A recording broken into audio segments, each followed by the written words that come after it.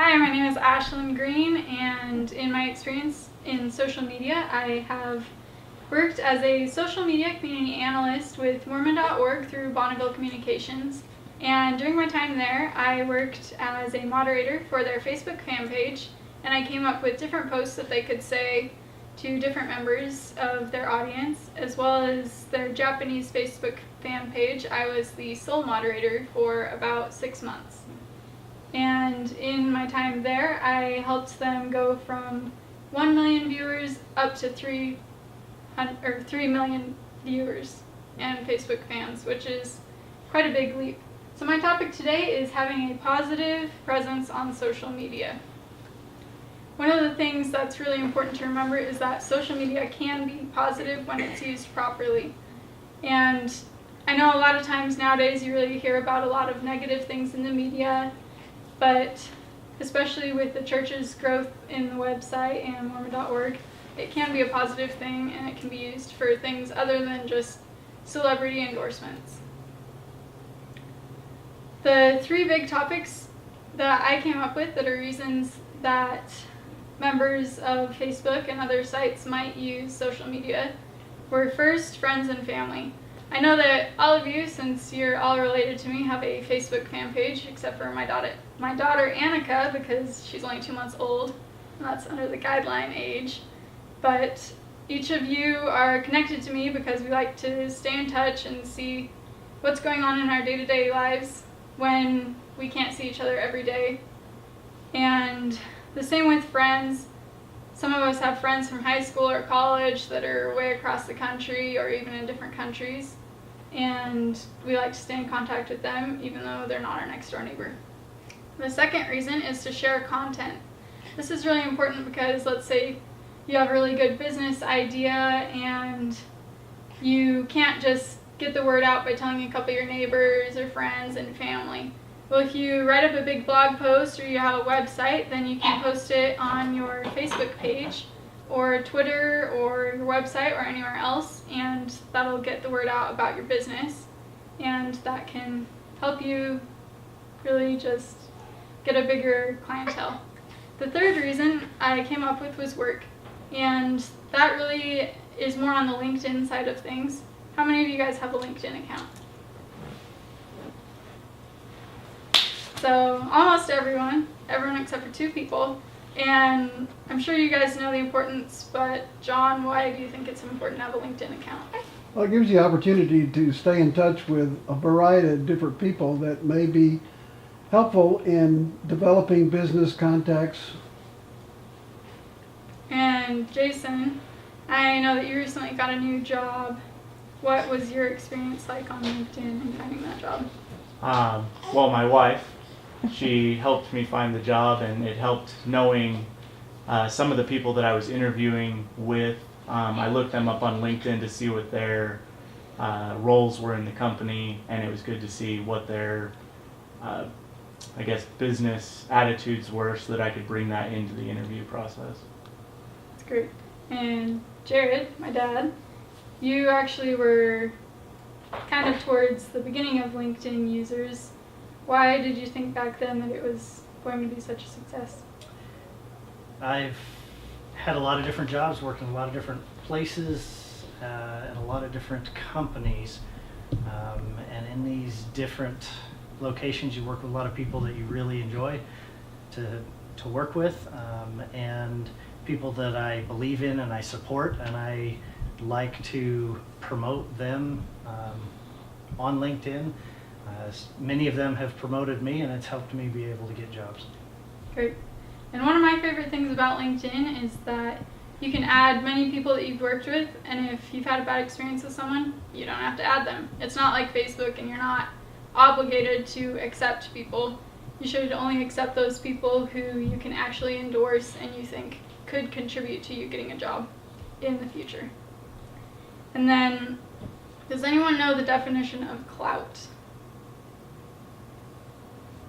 How much pull you have. It's sort of business power. Those are both correct. The actual definition is the influence or power, especially in politics or business. And that brings me to my overall theme, which which is the Clout website. And one of the things on that is, do you know where you rank in social media? 53. Actually, I'm pretty sure you're a 54. I checked right before this, which is good because that means your Clout score just went up. And our friend over here, Chewbacca, does anyone know what franchise he's from? Jaden? Star Wars? And do you have any idea what Clout score Star Wars has? No. Take a guess. It's on a scale of 0 to 100, and 100 is the highest. Probably 100. It's actually 96. So that's higher than Obama and Justin Bieber and lots of other people who are usually the ones you hear about having a high Clout score. So that's pretty impressive that George Lucas's franchise could have such a high Clout score. And one of the things to remember on your social media and involving the website Clout is that it'll link all your different social media sites like Facebook, Twitter, YouTube, all those different sites and many more together, and it'll take all your topics that you post about and it'll tell you how concentrated you are on those topics. So Dottie, I know that you love horses, and the more that you post about horses and the more your friends on Facebook interact with pictures of horses and competitions of horses and all that kind of stuff on your page, the higher your Clout score is going to be.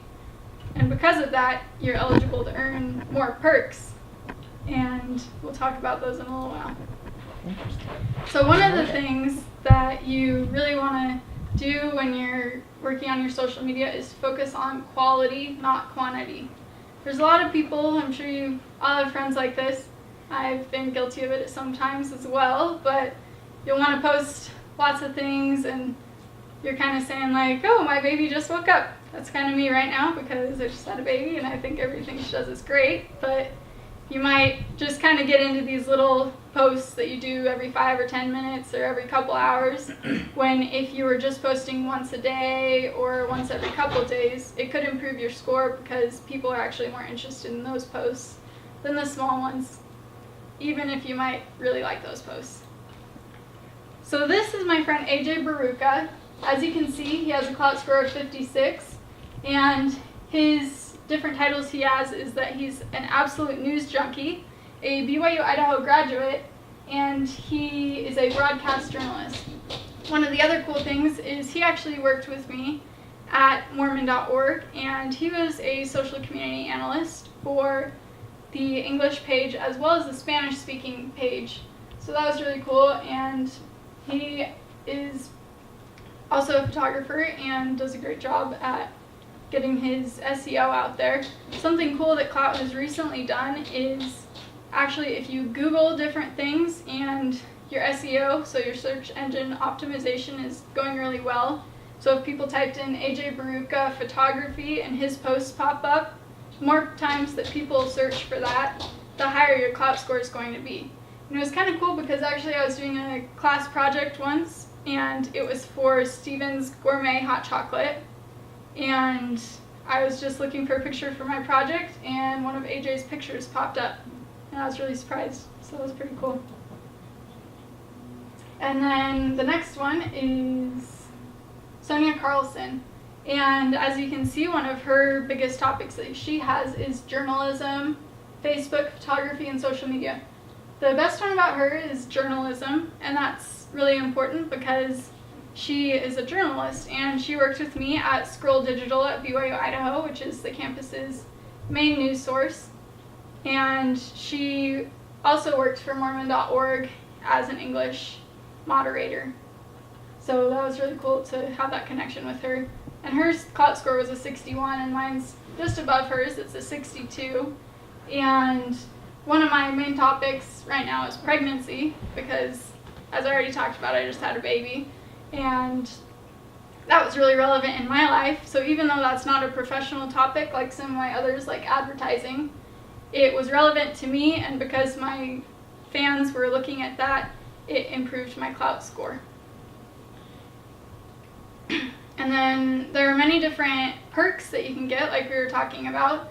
This is one of the perks that I got. It's from People magazine, As you can see, I got a scarf, some bracelets, a teeth whitening set, some nails, and a few other things. And they sent it to me just for free. They even included a couple copies of their latest magazines. It's really cool, and this is actually one of my favorite scarves. One of the more recent ones that I got just last week was this Chex Mix popped treats, and we got 2 different flavors. This one, the white cheddar, we liked so much that it's actually just an empty bag sitting here, but it's actually really good, and these are things that my husband and I probably never would have actually gotten at the store. So it's really cool that they send you these products for free so that you'll then share pictures of them and say posts that you like them on Facebook and Twitter and all those other sites. And by doing so, your friends and all your fans will see that you do indeed like all these products that you've probably never heard of before. And that'll boost their clout score and your clout score and get you more free products. So that was my presentation, and I just want to let you know that everyone has a clout score.